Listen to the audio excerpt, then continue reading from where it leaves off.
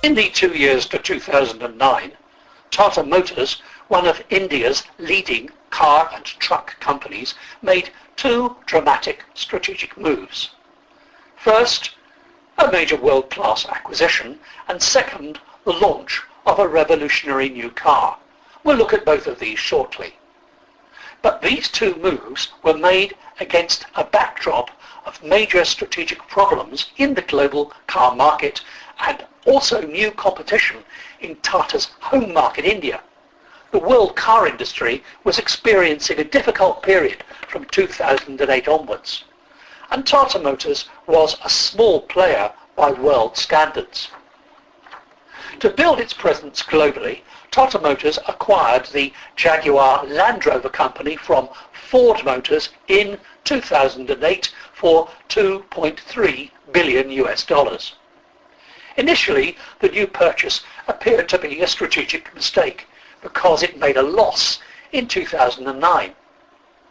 However, JLR returned to profitability in 2010. It had a range of successful new models in the premium end of the world car market, and its UK manufacturing and management base was so successful that Tata was able to announce further major investments in JLR in 2011. But the same turnaround had not been achieved at the time of writing this case at its other major strategic initiative, the launch of the Nano. Although Tata wanted to launch its new cheap car, the Nano, into the Indian car market in 2008, it was only finally able to do this in 2009. There had been a dispute over land ownership that held up factory construction. The Nano itself was quite revolutionary. The world's cheapest car, priced around 2,000 US, 1 lakh Indian rupees. It was aimed at the growing domestic Indian car market, and initially buyers were very enthusiastic. But by late 2010, sales had slowed considerably. There were several reasons. First, there were reports of the Nano spontaneously catching fire. And second, some doubts over Indian market demand for this particular low-priced model.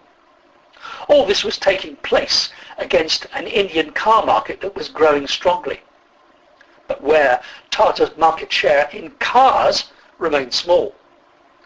However, the company was dominant in the Indian truck and bus market, where it had major strategic strengths. The full case itself goes into more detail on its strengths in the car and bus market, and also explains the increased competition faced by car in Indian domestic car markets from companies like Toyota, Ford and Renault. Overall, Tata, but it still faced some tricky strategic decisions over the next few years.